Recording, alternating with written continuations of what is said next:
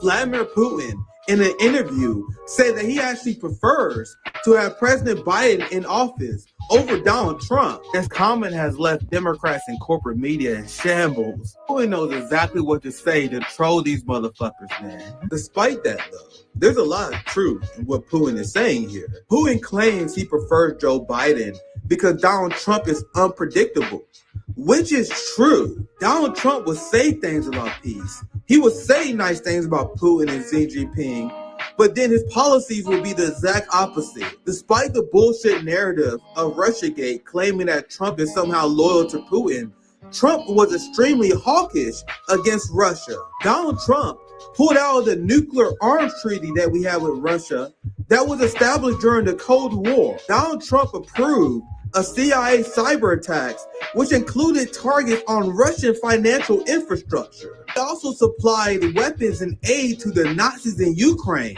You know the people that Russia are fighting today? This is why the people who pushed Russiagate was the dumbest people in politics. They wasn't even paying attention to Trump's policies. Putin knew this though because he's actually serious, which is why last election he said he didn't care who won. Another very inconvenient fact for liberals is that Putin wanted Obama to win in 2012. Another reason why I believe there's a lot of truth in saying Putin prefers Biden is because the Biden administration are bumbling fools who destroyed the United States' influence. Biden's crazy anti-Russian policies and sanction regime has led to the rise of BRICS, Putin getting closer to China, and declining U.S. influence in the global south. The incompetent Biden administration has been a gift to Putin, which is exactly why Putin wants him to win. What's poppin'? What's poppin', my friends, my family? We are back with another banger today. What's poppin'? Nick at Night, Thursday edition. I had a great show, the Nick at Noon I did with John Braka on Tuesday. Make sure you guys check that out. There's still a lot of international reactions to the interview that Putin gave to Tucker, and I'm going to cover how Putin actually criticized Tucker for that interview, which I thought was interesting. You guys saw the hotspot here that I made earlier today. Liberals in the corporate media is having a very hard time explaining this, but you guys saw that I explained it in around 2 minutes.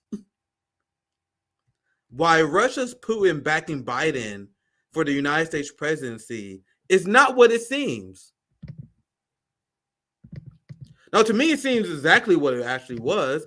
When it first happened, I was like, oh, man, Putin is such a troll. And he is. Like, he knows what he's doing when he says this. But after my initial reaction of assuming Putin was trolling, I thought about it for a second. Like, yo, it actually makes 100% sense that Putin would prefer Biden over Trump. Because Trump is unpredictable. He would say extremely anti-NATO positions one day, and then he would talk about how he wants to strengthen the alliance the next day. He pretended he's anti-war, but he pretty much allowed war-mongering cabinet members to make decisions for him. He's very inconsistent, and that's why Putin, I can see him being more comfortable with Biden. Because Putin has worked with like 4 presidents: George W. Bush Jr., Barack Obama, you had Trump, Biden.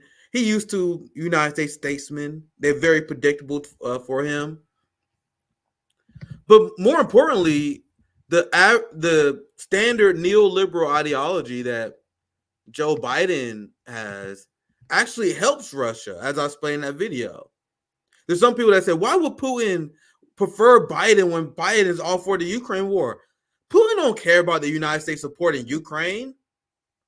Yeah, he prefer it not to be a thing, but the United States escalating this war has done nothing but help Russia.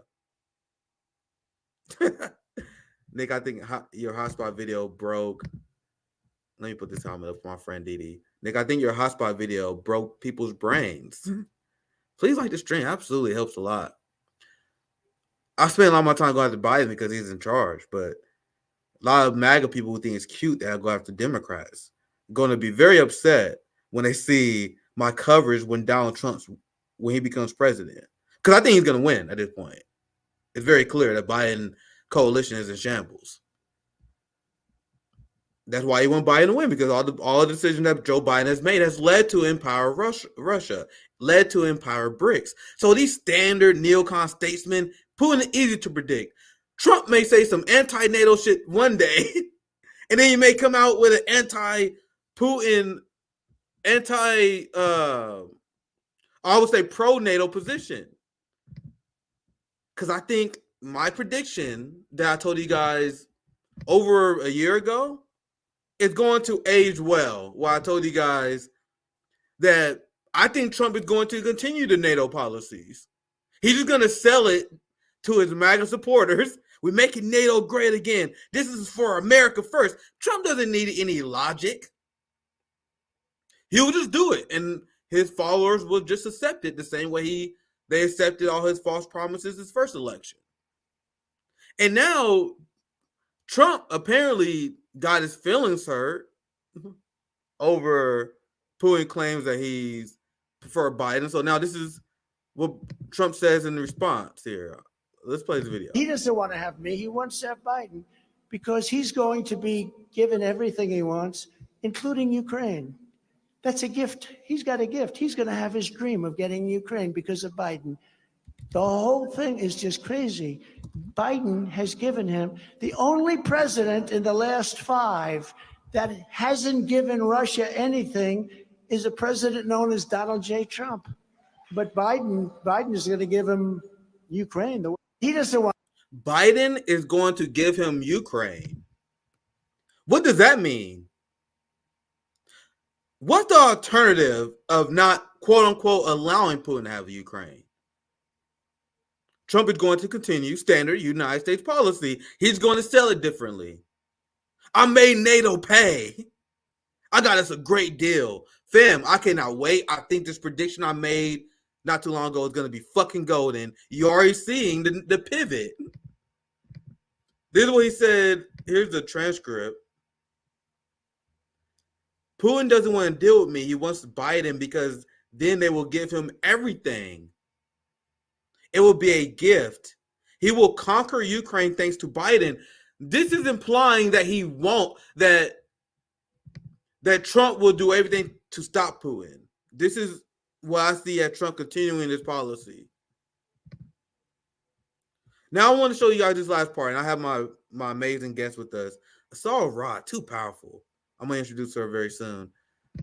I have this video. Another thing I found very interesting,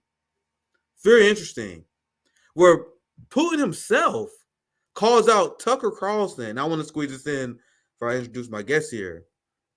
Where he calls out Tucker Carlson for essentially giving him a softball.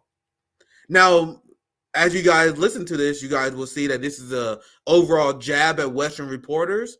But Putin was expecting more hostility because Putin wanted to dismantle all the Western talking points and completely shatter the United States narrative. So I'll let you guys check this out. Я думаю, что ваш Карлсон, когда я говорю ваш, имею в виду, что он представитель вашего журналистского цеха, опасный человек.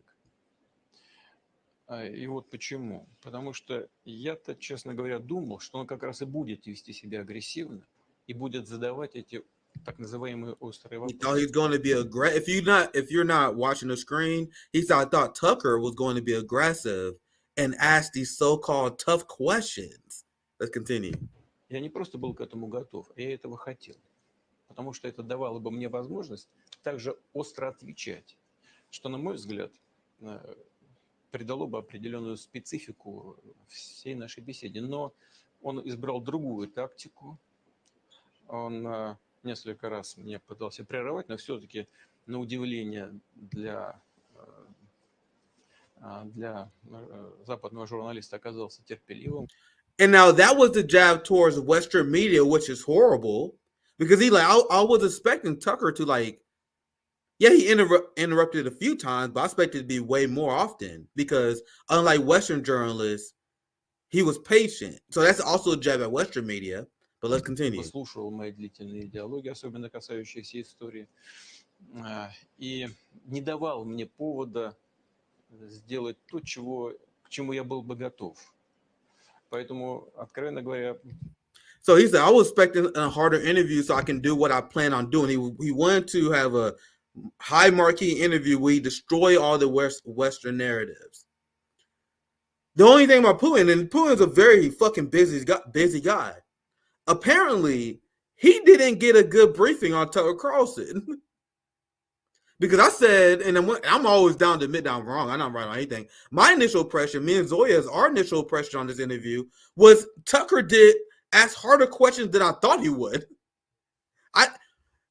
It's not that Tucker was adversarial. That is not what I was trying to say a few days ago. I was saying that he was tougher than I thought, like asking about the journalist that he went after, directly question. Despite what liberal media is saying, Tucker did question him about Ukraine. They just don't like the fact that he didn't have the proper follow-ups, I guess. So to see Putin upset that Tucker Carlson didn't do a CNN style interview when Tucker Carlson does a long form conversational interview. I guess Putin not used to that. The long form conversation. I think he was expecting something more aggressive, which I don't know why he chose Tucker then. And we don't know what's for sure because I don't trust anything that CNN and Western media says. But according to CNN, they reached out to Putin. According to the West, that like BBC and CNN, they put back against Tucker's claim that no one wanted to interview Putin.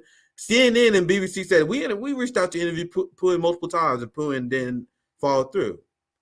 Now, if that is true, we're just going on substance because we don't know what's really true. If that is true, why didn't Putin take the interview with CNN? It seems like he wanted more of a like the kind of confrontation he will have with Sean Hannity. You know what I mean?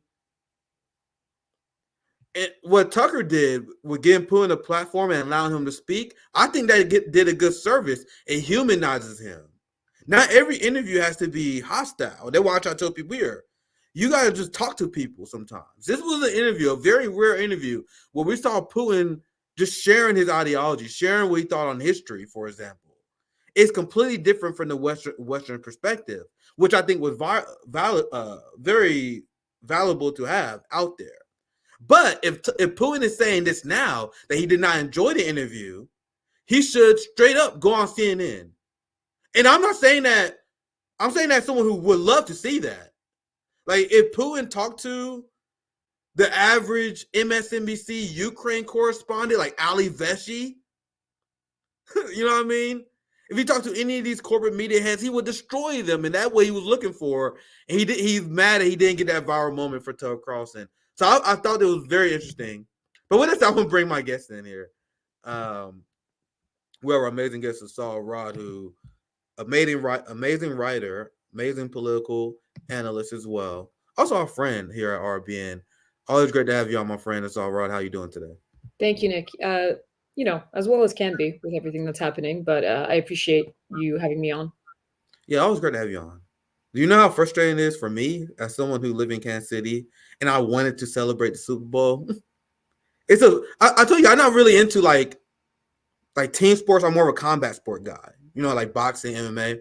But I love the community aspect of us winning the Super Bowl. This is like our second year in a row. Like it changes the community. Everyone is super friendly to each other. People high five each other in grocery stores. I think it's fantastic, man. Guess who couldn't enjoy it? Me, because my brain is broken. And there was what we call the Super Bowl massacre in Rafa. Yeah, there was what is an unfortunate thing that happens in this country all too often. I saw someone tweet something like, something to the effect of like, there's nothing more American than, you know, Super Bowl parade and a mass shooting. And it's a terrible thing to say. It really is, you know, but at the same time, you know, that Onion headline that they keep putting every time there's a mass shooting, something like thing that happens only in one country, there's no way to stop from happening, right? Like, it's like the idea that these things keep happening. Like you have mass shootings in the US as if there's no way that we can stop them. And yet they only happen in the US. So it's just like because I agree with you. I think team sports, I think having that community, local sports, things like that are actually really important to like the fabric of a community. And it's something that we should be able to celebrate. But then when you look at it on Super Bowl Sunday, you have ads in the Super Bowl for foreign countries taking out ads while they're committing war crimes as the Super Bowl is going on, and then you have a Super Bowl parade where you have a shooting in the US. I mean, when you juxtapose all of these things together, it really tells you the sort of like moment that we're in. I don't think it's a coincidence that we have so many mass shootings when we are the most violent empire in modern human history. We have the most police killings. We send young kids overseas to murder. We murder people with drones. There is no empire that has been more murderous than the United States, or let's keep it simple, 50, 60 years. No one that even come close. I don't think it's a coincidence that the society where violence is always the first answer leads to this population where there's these constant mass shootings. I don't think that's a coincidence at all. I think this is just a reflection of our violent empire, violent, broken society that many people don't talk about, that don't really emphasize about, which leads to the Super Bowl massacre. Go ahead. I was just gonna say, it's just like, I agree with you 100%. Like that, the fact that we don't connect these dots, I think, is one of the things that's really interesting. It's like they're not really isolated incidents. It's all really connected, and the way that you connected them together, I think, really gets to that point. You cannot have a society that carries out so much violence in the world and not think that it's going to affect the culture within that society as well. And it does. And the reason why we carry out so much violence outside of our borders is because we carry out violence inside of our borders. Like, these two things are much more connected. Foreign policy and domestic policy are much more connected than I think people realize, but we're starting to see those things click. And I agree with you. It's all connected. Yeah, foreign policy is starting to become a big decision maker for people in my generation for elections, and it horrifies the establishment. Like, they've been talking about this Israel bill, Assal. I don't know how much you've been following this, but liberals are very upset that there's a democracy, that there's not uniform, unanimous decision on foreign spending. They are upset that there's even a debate about this, which shows their overall tendencies. But I want to ask you this, because Assal, you wrote this fantastic article a few weeks ago. I read it. You guys know Assal. She does brilliant work, not just on Twitter, but writing these fantastic articles where you explain the devastation that Israel faced at the ICJ. So I want to pass it to you, and I want to get your thoughts on this, because Africa now, they are keeping the offensive up. Like, not like they just had this preliminary trial and now they moved on. No, they are watching them. They're the watchdogs about what's going on in Gaza. Now you have South Africa that says that the Super Bowl massacre on Rafah proved the genocide allegation, as if it wasn't already absolutely proven during the ICJ trial.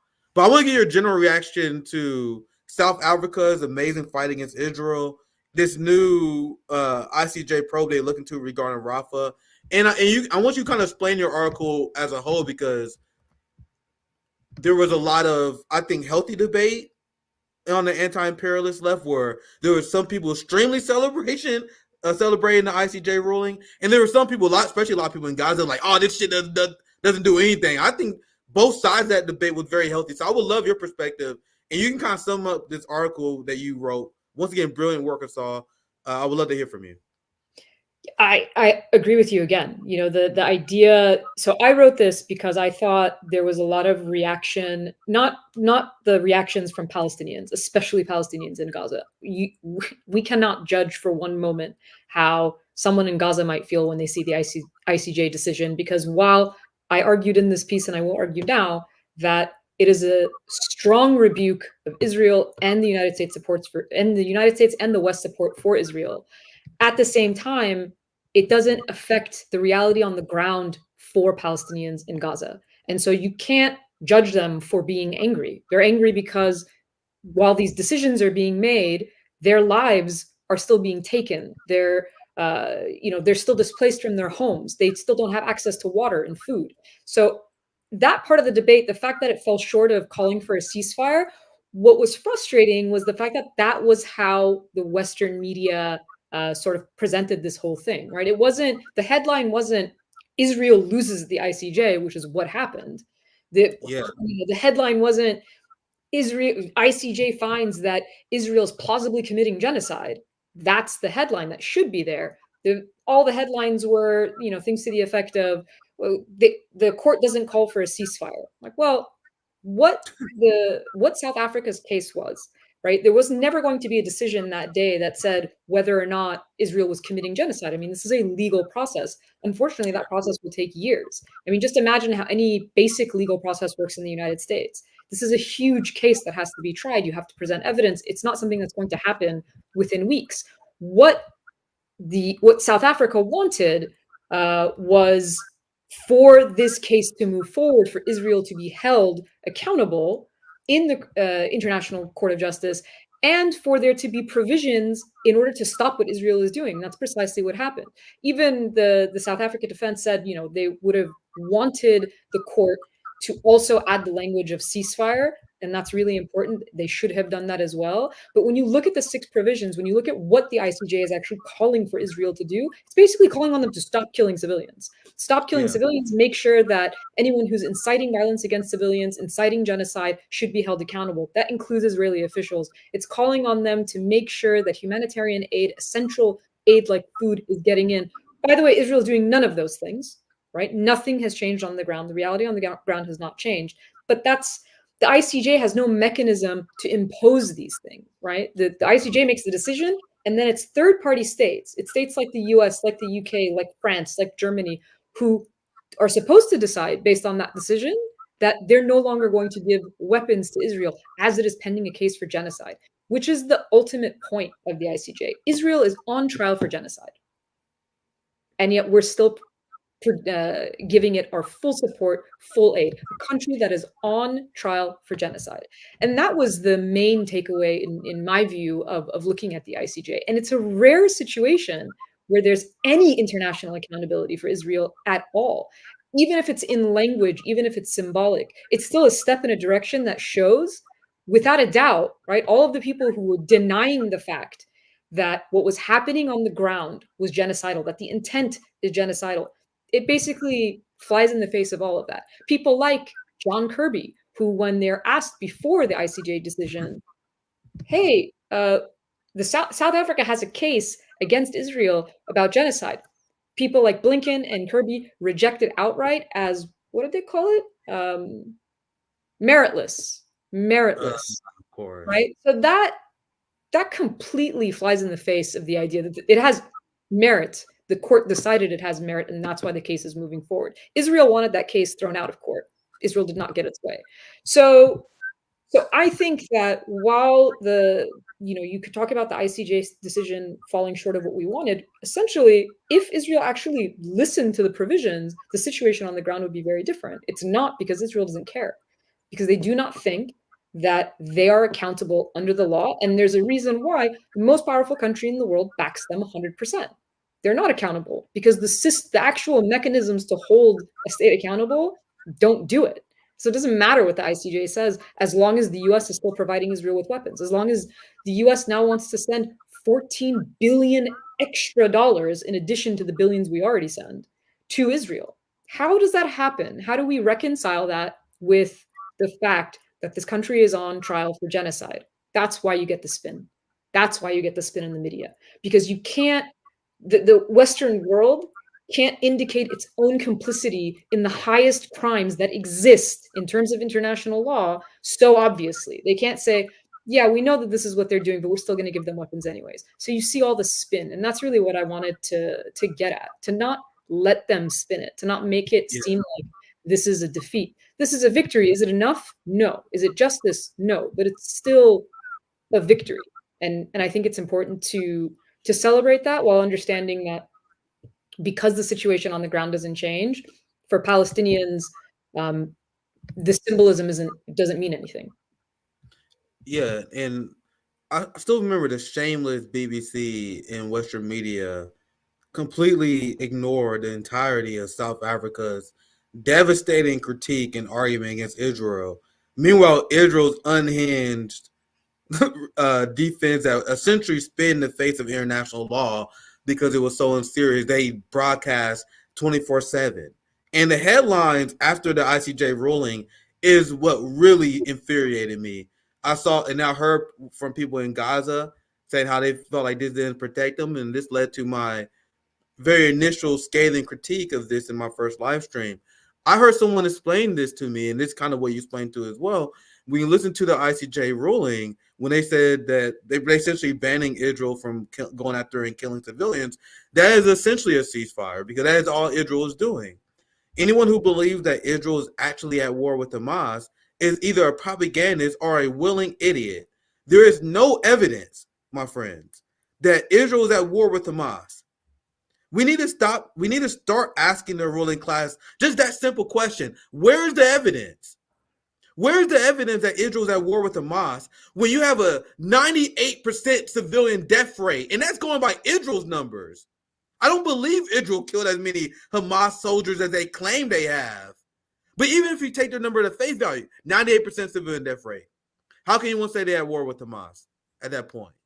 It's pure terrorism. They are funding genocide, and this is another reason why this ruling is important. And I started siding more on the side of ICJ because, on hindsight, it's foolish to ever thought they had the power to. You know what I mean? That's just me reflecting on my original take. Like, of course, they don't have the power to start a ceasefire, but they start a process. You know what I mean? They're starting this process, and this is something that everyone needs to bring up to every single goddamn Democrat that they ever talk to. Everyone who votes for Joe Biden in this upcoming election is voting for a criminal. Y'all know what Leahy's law is? Leahy's law makes it so it's illegal for a president, or I guess anyone who's in charge of weapon sales, to sell weapons to a country that is committing war crimes. Any country that is caught being complicit with committing genocide, that violates Leahy's law. And there's another law in the book. Let me see if I can find the name of it. I don't know the other one. There's another law, and this is what Veterans for Peace bringing up, that makes it illegal to sell weapons to terrorist organizations in acts of terror and genocide. Here it is. I found it. What I'm looking for. It said, I'll just read this part. In a scathing letter sent Sunday to State Department officials, Veterans for Peace said that their own investigations into U.S. arms transfer to Israel has found that officials are breaking the law, like the Leahy's Law and the Genocide Convention Implementation Act. That's all. Anything else you want to add before we move on?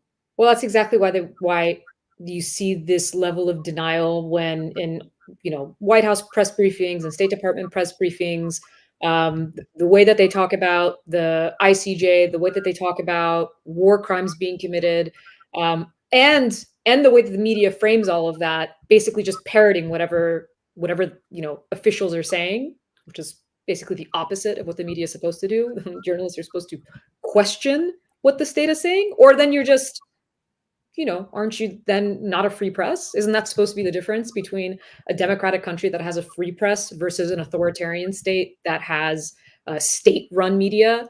Is that in an authoritarian state where you have state-run media, they just repeat whatever the state says, right? Media is censored. So in the US, we're supposed to have a free media, and yet you see them in many ways, just repeating off whatever state officials are saying, rather than questioning it, rather than presenting exactly these questions, like, how is this not a violation of US domestic law? And so it's just deny everything. But there's no plausible deniability. I mean, you have the ICJ ruling. The decision says that Israel's actions are plausibly genocidal, which means they cannot decide yet in a court case. They cannot decide that it's committed genocide, it's guilty of genocide, because that requires a court process. So what's the first thing they have to do? Determine whether or not the actions are plausibly genocidal in order to have that case. And they've done that. That's happened. We know that right now. And so the only way that the Biden administration can really get around it is to constantly deny everything. Every assessment they'll say, on one hand, they'll say they're not doing assessments. And then on the other hand, they'll say, well, every assessment they do shows that, they've talked to their Israeli counterparts, and that's what they're saying. They have to trust 100% what Israel is saying, even though Israel has been caught in lies over and over and over again. Like basic things, right? Basic lies, like posting, using the official Israel handle on X or on Twitter to post misinformation that then gets verified, and then they have to delete, right? So they've been caught in lies, and yet we're supposed to trust our administration that says we're just taking Israel's word for it, and that's it. That's all we have to do. No other state would we do that. In every other state, we look for evidence ourselves. We make our own assessments. But in this case, well, Israel said so it must be true. No, it's because we cannot. There are legal implications, and this is the part that people have to understand. There are legal implications to the U.S. supporting an ongoing genocide. And so this is how you get around that. You pretend it's not. And the people who support the genocide, the mouthpieces for the genocide. One of our favorite pastimes being Assal. One of our favorite pastimes is to make fun of these spokespeople, the mouthpieces of genocide. That's all. I want to get your take on this headline here. Blinken said, they said that he told Netanyahu that he would think about the thousands of children killed in Gaza all of his life. And I said here, Blinken the butchers deserve way worse. Every single one of these people that is shielding for Israel, they are complicit with genocide and should be charged with being complicit with genocide. So what's your reaction to this headline I saw where Blinken conscious, you can tell is I got two takes. I think kind of bullshit at one end. But what's your take? What's your take, Assal? I'll pass it to you. Just look at the picture. I mean, it's also supposed to have this like picture of Blinken sort of like in pain, like he's in anguish because of all these children that he has helped kill. Yeah. And when I remember seeing this headline, and I think I commented on it because first of all, it took me a second to like not realize that it's not The Onion. You know, like this isn't a parody. Blinken actually said this with a straight face, as if he is not complicit in the killing of those children. Like again, just look at the way that it says it. He will think about the thousands of children killed in Gaza, as if, well, who killed them? Who killed them? How did they become killed? Why are they dead? They were killed by Israel with U.S. weapons. We're forgetting that the U.S. could have supported a ceasefire months ago. Months ago, the U.S. could have supported a ceasefire, vetoed a ceasefire instead. The U.S., the Biden administration stance is still that they're against a ceasefire. So how are you, thinking about like this? All of this is the sort of, it's a PR campaign. That's the best way of putting it. And it's disgusting. It's disgusting that they think that people fall for this, as if they have no power over the fact that those children were killed, as if that has nothing to do directly with their own policies. So it's just unbelievable to think that, I mean, imagine Putin saying this about children in Ukraine. Yeah. Who would take it seriously? No one would take it seriously. No one would say, oh yeah, that he feels really bad. No, they don't. Imagine in a headline being, I feel so bad for the Iraqi children I killed. Like it is an attempt to not just whitewash the crimes that Israel is committing itself, but U.S. complicity in those crimes, right? To make it, every time there's a briefing, the reporters will ask things, they try to ask questions about civilian casualties. And what is the response that you hear? It's like a series of talking points. And no matter who's the one talking, they'll say the exact same things over and over again. We mourn the death of every child. We just won't do anything to stop it, even though we can. The U.S., just to keep this, like, so everybody understands, the U.S. has immense power, so many levers of power that it can use. And it does when it wants to coerce the actions of a state that it sees as an adversary, right? We'll use military action. We'll move military assets as intimidation. We'll fly military planes just to show that we have the power to do things if we want to do them. We'll sanction countries until their ordinary civilians are starving because we have the power to coerce or action, supposedly. But when it comes to our allies and our number one friend, we don't have the power to say, hey, you have to feed these people. Nope. We just hope. We hope they do it. That's literally the response that was, I think that's the video you might have right now. But that is literally over the last 2 days of Biden officials is we're really hoping that they let the food in to Gaza so that people don't starve to death.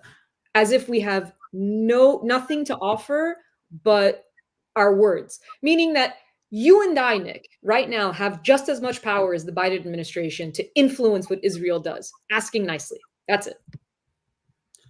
So this is the part where we're going to have fun laughing at this psychopath John Kirby, because I don't know who he thinks he's fooling. I don't know why anyone thinks he's doing a good job, because apparently the Biden administration really likes him. I don't want to spoil this very hilarious story I have for you guys.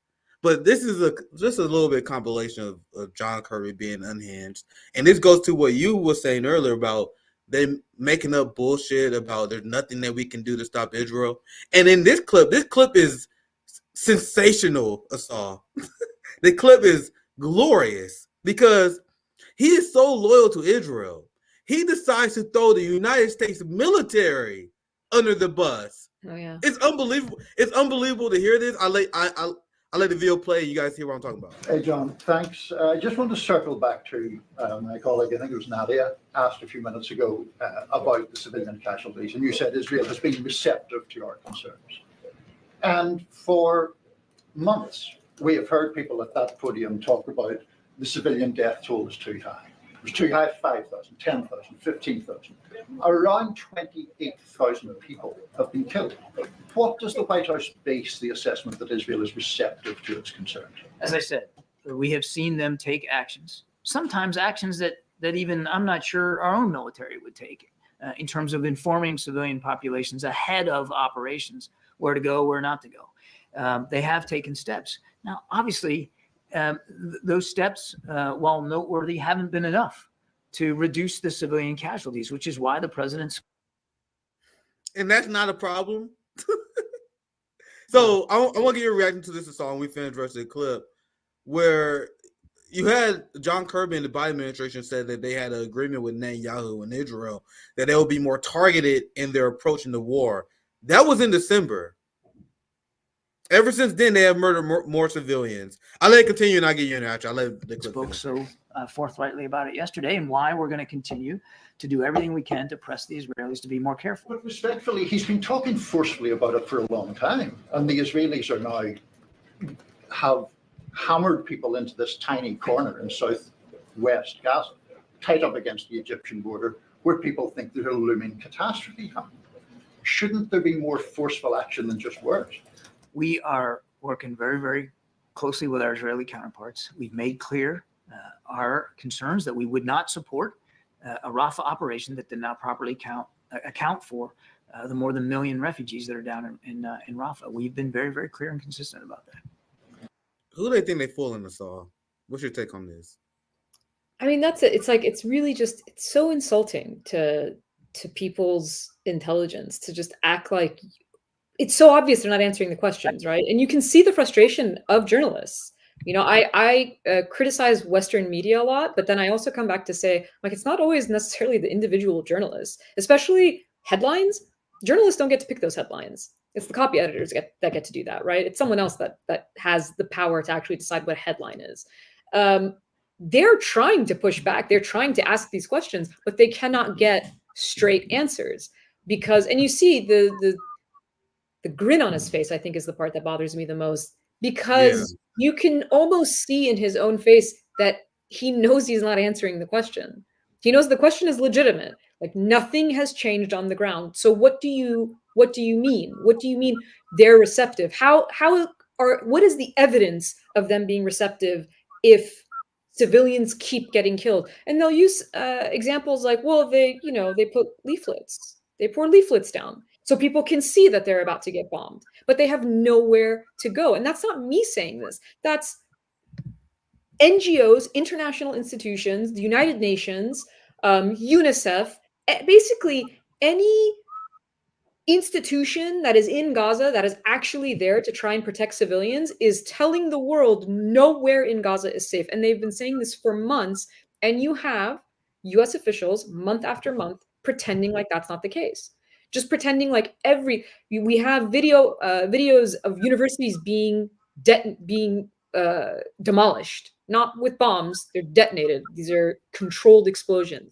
We have videos of hospital raids where Israeli forces are in disguises and going in and shooting patients in beds. I mean, we just have videos of war crime after war crime after war crime. And the assumption is that Israel can do no wrong, because as long as the action is taken by them, it's by definition not wrong. So the questions that are asked and the responses that are given, it's clear they don't care because there's no consequence. Why would they care? What's the consequence? There's no consequence to anything that they do. The Biden admin has bypassed Congress twice to send weapons to Israel. They won't even abide by US laws. Why would they care about international law? Good question. Look, this is the claim that Israel is the most moral army in the world is so ridiculous. This is a story that completely there's so many examples of this, of these stories. The IDF sent in a handcuffed prisoner to evacuate the hospital, then killed him when he left. We've seen video evidence of them killing people shortly after giving interviews, them sniping people outside of hospitals. You cannot credibly claim that Israel is at war with Hamas. You cannot say they're at war with anyone else other than the Palestinian people as a whole. And to claim that they are trying to prevent civilian casualties. And like you said earlier, that smirk that he has, like this smirk right here. This is the true evil of humanity, fam. Because John Kirby is having a ball with this shit. He finds it hilarious how he's able to gaslight and lie to people, how they're able to get away with funding this genocide, and they're able to trick suburban Y-mom and low-info voters into supporting them, despite the fact they're openly evil. Here's another example of John Kirby just being openly evil, openly lying with that dumbass smirk that he has. Here he pretends that the United States can't do anything to stop Israel. You already dismantled this point earlier, but I'm going to play this so you guys can see the talking points that they usually use to pretend that Biden's helpless on this. I want to make it clear here. This is a sovereign nation. They plan their military operations and they conduct their military operations and they make the choices. There's not. It's not like we give them a homework assignment and they have to then turn in their plan to us for grading. We have said that from our perspective, as a friend of Israel and as... So I'm sorry to interrupt, but by the way, I covered the story how the Biden administration provided targets for Israel and then told them that they are civilian areas. Please don't bomb them. And then Israel bombed them anyway. So the Biden administration is directly complicit on giving intel with Israel. The whole thing with them saying don't bomb it, that's just what they say. You know what I mean? That could be true. It could be not true. You know what I mean? But that does not matter.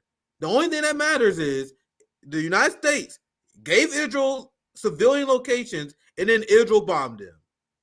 Now, I'm going to let this finish. I don't know why I interrupted this. I'm sorry, it's a short clip. But as a friend of Israel and as a supporter of their efforts to defend themselves, we would expect that any plan for going into Rafah would properly account for the now more than 1 million civilians that are seeking refuge down there. But it did not. You see the dehumanization of Palestinians? And you talk about this all the time. I want to see if I can find this tweet. You did a great tweet where you show how the media dehumanizes people. But this is the last clip on the low light from John Kirby. And I'm going to get into how the Biden administration loves this guy so much. So this is another clip, and after this, I'll get you back in here, Saul, for anything you want to add. Here's John Kirby when he's talking about Ukraine versus John Kirby when he's talking about Gaza civilians. Let's listen. It's hard to look at what he's doing in Ukraine, what his forces are doing in Ukraine, and think that any ethical, moral individual could justify that. It's difficult to look at the... Oh, Jesus. Sorry. It's difficult to look at some of the images and imagine that any well-thinking, serious, mature leader would do that. So I can't talk to his psychology, but I think we can all speak to his depravity. This is... So, That's his take on the Ukraine war. Now let's see how he talks about civilian deaths in Gaza. I want to get your reaction. It is war. It is combat. It is bloody. It is ugly, and it's going to be messy. And innocent civilians are going to be hurt going forward. I wish I could tell you something different. I wish that wasn't going to happen, but it is going to happen, and that doesn't make it right. It doesn't make it dismissible. It doesn't mean that we aren't going to still express concerns about that and do everything we can to help the Israelis do everything they can to minimize it. But that's unfortunately the nature of conflict. So more kids. Go ahead, Saul. I was just going to say something funny about these clips is, so I originally put these clips together. And I remember somebody asked me, they were like, oh, how did you find because when you put them next to each other, they sound so ridiculous. But then, and someone asked, how did you find the Ukraine clip? I was like, well, it's not hard because they're so predictable, right? It's not hard because all you have to do is hear something that they say about Palestine and Palestinians, and you can very easily find the exact opposite of that when it comes to Ukraine, because that's how they've presented it all along. I'm like, one side is humanized and the other side is dehumanized.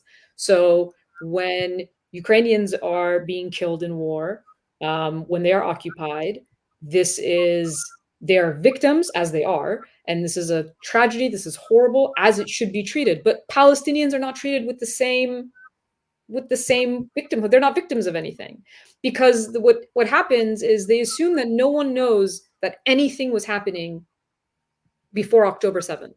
Like, there was no history. History started on October 7th in these people's minds, except that's not the case. You have decades of occupation. You have illegal settlements. You have before October 7th happened, it was one of the deadliest years in the West Bank for Palestinians. In the West Bank, not in Gaza, in the West Bank, because settlers, these are ordinary people murdering Palestinians with nothing happening, with no consequences really being faced for anybody. Just control in Gaza, you have a blockade, control over Gaza's borders, control over the movement of Palestinians in the West Bank and in the Gaza Strip. I mean, the list, you have the most child prisoners being held by Israel, sexual abuse, control over water. You have evidence from a decade ago of Israel keeping Gaza on a diet, making sure that they're just getting enough food to stay alive, but not too much food. The amount of control that is exerted on the lives of millions of people who have no representation, who have no way outside of this military occupation, and then for some reason people pretend like everything started on October 7th. That doesn't make any sense. And then how do you rationalize it then? What is the decision then? Oh, well, they're just, fanatic, crazy Muslims, and that's why they do these things. As if there's no actual oppression happening. I'm not justifying the killing of civilians. I never do. I don't think that we should kill civilians. I don't think Israel should kill civilians. I don't think anybody should kill civilians. But if you do not contextualize why something is happening, then you can never address the actual problem. The problem is that Palestinians aren't free. That's the problem. You want security for Israelis? I agree. I think that Israelis should feel as secure and have just as much security as Palestinians. But Palestinians don't have security. And the reason is not because of Palestinians. They are not equal powers. They are not equal powers. One is a nuclear armed state with one of the most advanced militaries in the world that has control over every aspect of the lives of millions of people who have no power. They have no military. They have no navy. They have no air force. There is not even an airport in Gaza. They cannot leave without permission. That is the level to which their lives are controlled. What goes in and out is controlled. And so to believe that there's no consequences to that more than 50 years of occupation should just be answered with surrender. Just their choices, just die and surrender, or that's it. Actually, no, that's the only choice. Your only choice is to die and surrender. And then there'll be these arguments made that say, well, but they shouldn't resort to violence. Palestinians have tried all sorts of nonviolent things. What's BDS? How is BDS violence? BDS is nonviolence. Guess what it gets treated as? Violence. There are laws across this country against BDS. So if every avenue to their ability to just be free is cut off, What is the expectation? What the Western world is telling Palestinians to do is die. Give up. You have no choice. You've been overpowered. And that's all it is. It's just a matter of power. Because if the state of Israel, if the government of Israel actually cared about the security of Israelis, it would address the number one root cause of violence. It's not the violence that is coming from Palestinians. It's the violence that's been imposed on Palestinians decade after decade. And that's exactly what we do in our own policies. We impose violence on people and then get angry when their reaction is violent. Well said. Well said is always a song. Very, very powerful, Rand. That's why it's always great and fun to do these shows with you. Now, I'm a big Hamas sympathizer. I'm a big fan because Hamas has that fuck around and find out energy that I have. Like, Hamas has that I wish the nigga would kind of energy. You know what I mean? Because if there was a country that did half, a quarter, a fraction to my people, like what was done to the Palestinians, bro, I'd be down to take out everybody that was supportive of this. And I'm one of the few people that are not afraid to say it. I don't know why people are afraid to say it. Because in this country, I'm American. I'm in the Midwest. We have a phrase that says, in America, give me liberty or give me death. White people love that phrase. White people love their Second Amendment. White people say, we're going to fight tyranny, give me liberty or give me death. But whenever a black and brown person says it, they call them a terrorist. If you believe, out anyone, that the Palestinians don't have the right to fight back, we might as well give away our Second Amendment.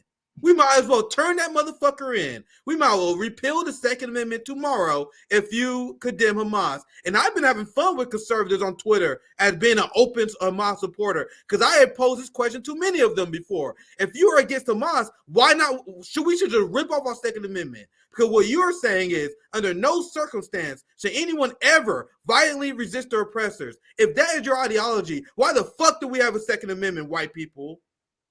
Which is why I unapologetically had the position I have. Because if you believe that we should never fight against a government oppression because it's terrorism, then let's fucking get rid of the guns. And we will protect the children at this point. Because I'm a Marxist. I believe in guns because I believe in revolution. If you believe we can't have revolution, get rid of the fucking guns then. Like that's what your ideology leads to. So that's why not only why I never condemn Hamas, I commend Hamas because I see the evils in which Israel's committing on Palestinians and Hamas is fighting for those people. Any man, and this is my toxic masculinity speaking, and this is an unplanned rant. My toxic masculinity that I have as a Midwestern man who grew up under conservative principles is that you have to fight for your family. If your family is being brutally oppressed and you allow it, you are not a man. You are pathetic.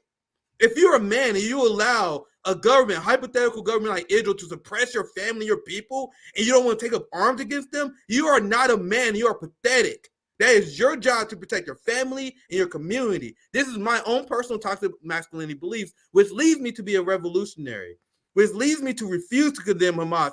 All the men, all the people I see in this country who condemn Hamas, I view them as weak.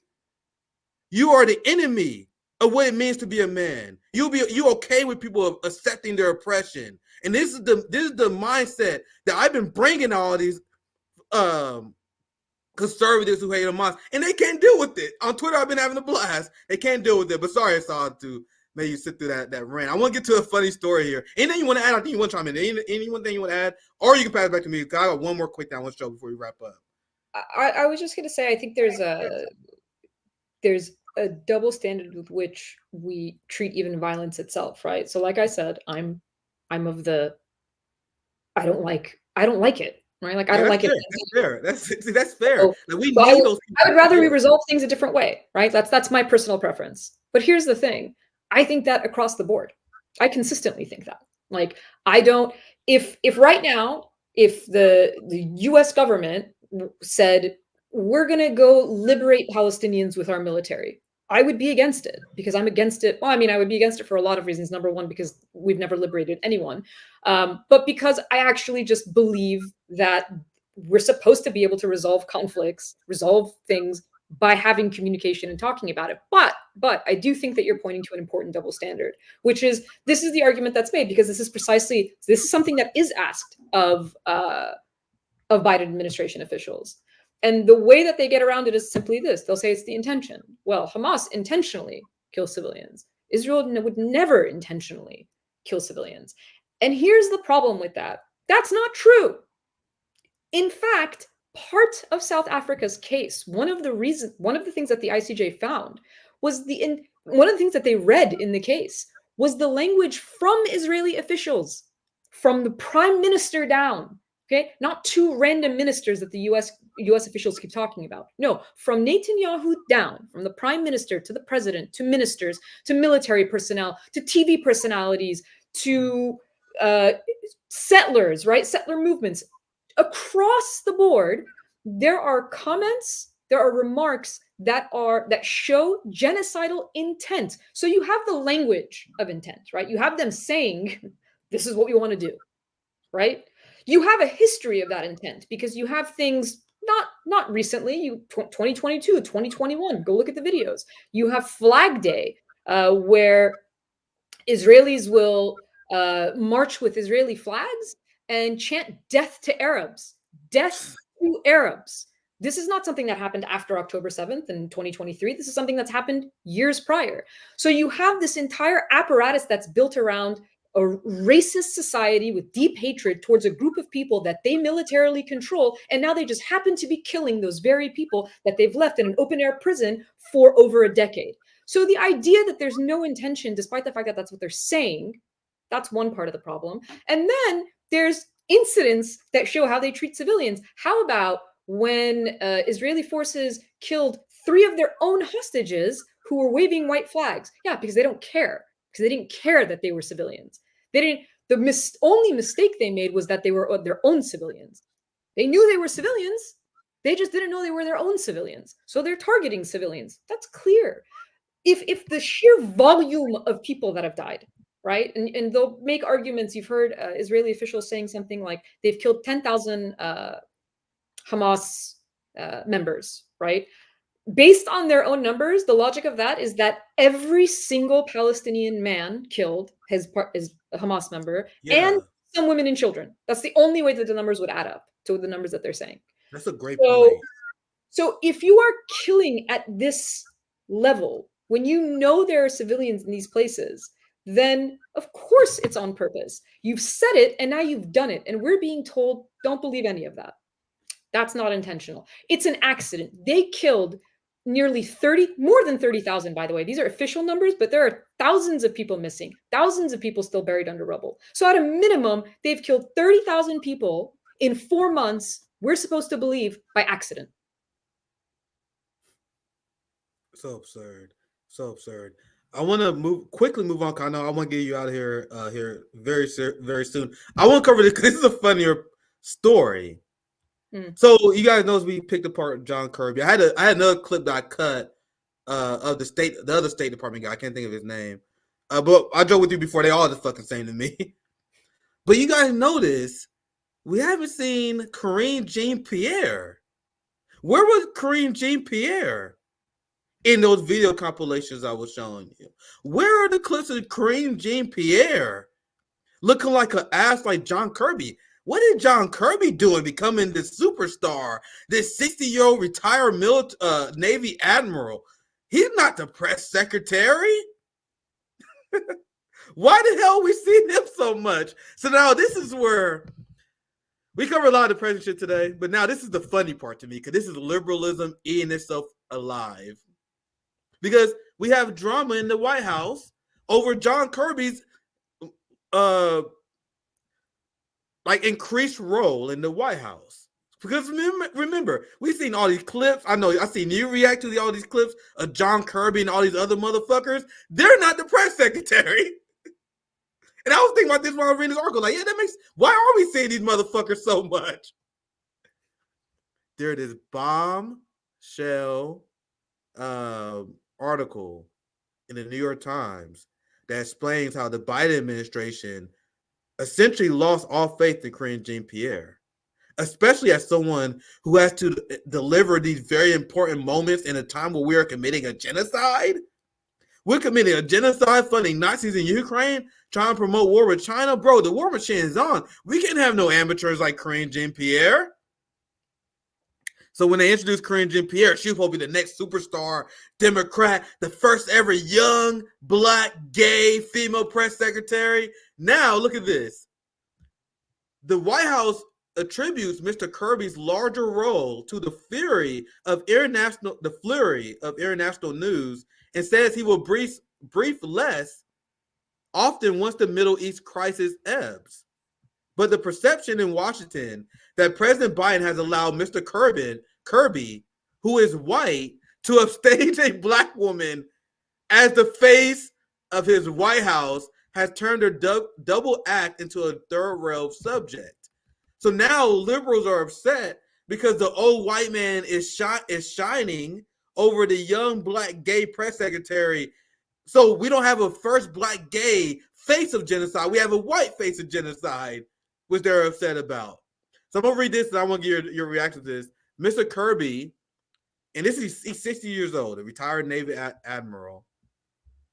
The reason why he has this increased role, and we are seeing him everywhere, is because he is better versed in foreign affairs at a time of war in Ukraine and the Middle East.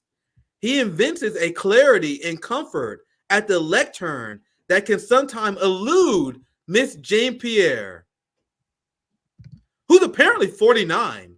I had no idea.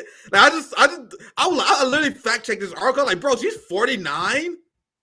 Good for her. Like, I had no idea. I would have thought she was in her 30s. But she's essentially been replaced by John Kirby because the Biden administration lost faith in her. Now, I'm going to just play just a few seconds of this because this is obviously Fox News having a fun time with this. I'm going to just play this clip a little bit and I'll give you your last thoughts and we wrap up here. Monitoring the White House press briefing that is now underway with Press Secretary Karine Jean-Pierre and National Security Advisor Jake Sullivan. But in recent days, KJP has been sharing the podium with White House National Security Communications Advisor John Kirby. And according to a new report, some Biden officials feel like his presence could be perceived as an insult to his colleague because of her race and gender.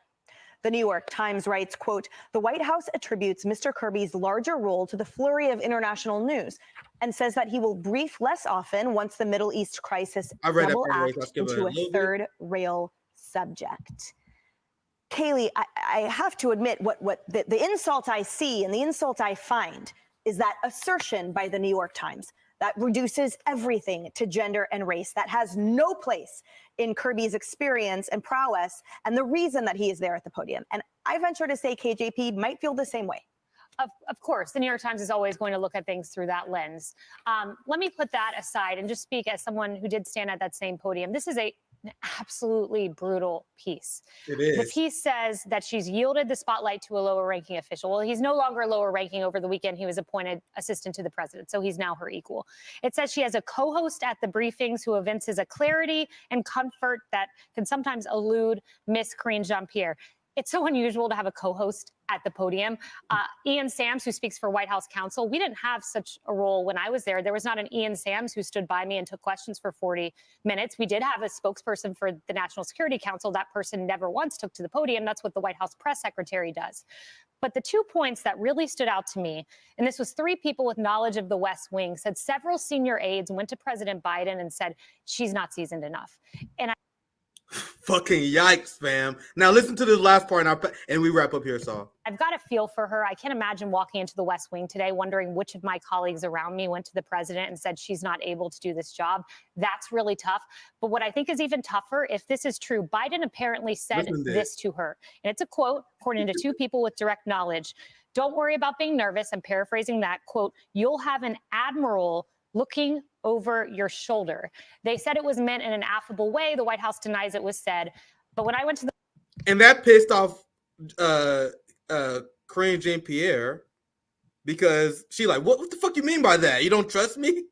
So this is liberal politics eating itself up. And the fact that she's 49 is not even good because the fact that I thought she was younger and inexperienced. No, she's just bad.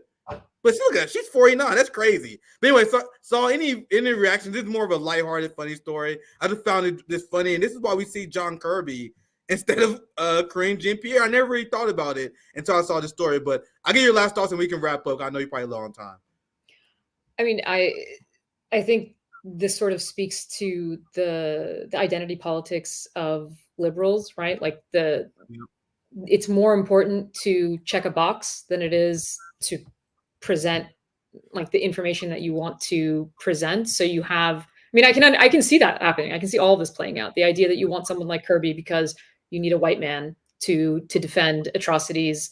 But I don't know. I don't have a lot of comments on this part of it because I just find they're all a mess to me, right? Because ultimately, and here's the reality of it. Ultimately, they're all answering for the president.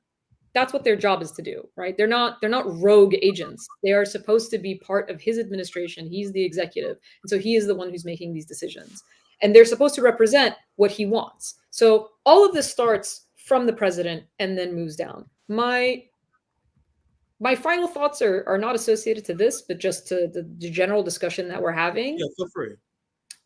You may have noticed sometimes, like I try to keep a professional demeanor, and then sometimes this is very hard. This whole thing, having to have witnessed this, like to live stream the images that we see every day. I feel like it's wrong for me to say they're traumatizing because somehow I'm trivializing the experience of the people who are actually going through it. But it's like a shared trauma at this point, I think, for anybody who's really following it and watching it. And I see comment after comment, person after person who says that. They're like, I will never be the same. Like our lives will be shaped somehow by this horrific event. And the frustration comes from a genuine disbelief. Like I could talk about all of the policies that I would want my government to enact, right? I could talk about things that would affect me personally, that would affect the American working class, that would affect, domestic policies. I have a whole list. And I can understand, even though I don't agree, I can understand if that's hard, right? It's hard in our political system to get fundamental change to happen. Fine. But how can it possibly be hard? Like, how much lower can a bar be to reach than please stop using our tax dollars to murder children in mass? How can this be difficult?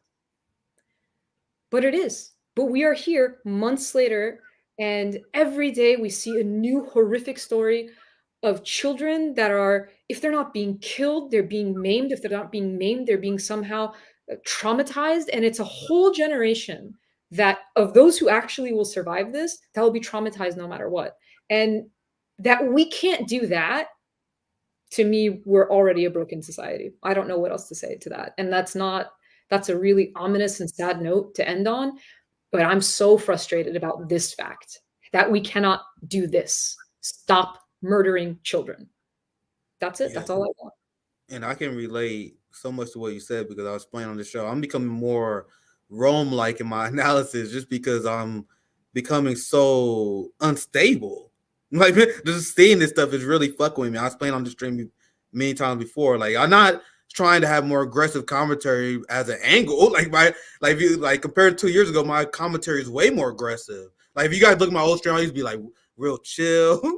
Real like at Sabby them, like back in there, I used to be more super chill. Like I'll have like a slow cadence. So now I'm like furious every stream, not because I'm changing my character, it's because this is legit. I'm legitimately fed up. Like I am so angry about the direction this country has gone. And when you see this mass genocidal psychosis, where the entirety, well, I won't say entirety, but the vast majority of society is just going along with this genocide. Like people not being activated. You have 70% of white America that approves of Israel's campaign in Gaza. And I've been pissed off a lot of viewers because I'm not letting them forget that. Like there's a rot in the white community that allow them to just approve genocides, war, police violence. And my commentary is much more aggressive, and I've been offending a lot more people because I'm so fed up, and I'm not even going to try to hold back on these people. Like you guys, that's 70%. Like when you look at the polls of the amount of people who support the genocide, that's unacceptable. Unacceptable. Last word I have, I'm gonna probably cover this on Saturday, like the police state crackdown on behalf of Israel and Zionists. I am seeing, and I can't describe this as anything else other than just millions and millions of traitors to our country. I see, and I'm talking about every single Zionist, every single person who supports Zionists. I view them as Confederate level traitors. They are stealing our First Amendment rights. They're getting people fired using economic pressure. Zionists have hijacked our elections, and white America is just fucking cool with it. Not all of them, but way too many of them. Because when you look at the people who oppose Israel, black, brown, young, white America just going along with this shit. White America is 100% okay with sacrificing our free speech to appease genocidal maniacs. And yes, I'm going to offend people when I say that, but I'm done. To kind of illustrate my mental capacity in this as well. But anyway, so sorry. Any last thought? Anything else you want to plug? Any last thoughts? Before we wrap up, last word. I'll give a slightly hopeful thing, which is based on what you were saying. There's a generational divide in that, right? So we have to keep, for me, I've followed this issue, right? The issue of Palestine, basically since I was a teenager. And it was one of the things that actually inspired me to want to learn about the history of the Middle East. And for someone, and this is an anecdote, this is just me, but for someone who's been following it for as long as I have, never seen this shift, not in the US. Right? Because the rest of the world is ahead of us in this. It's not, the rest of the world gets it.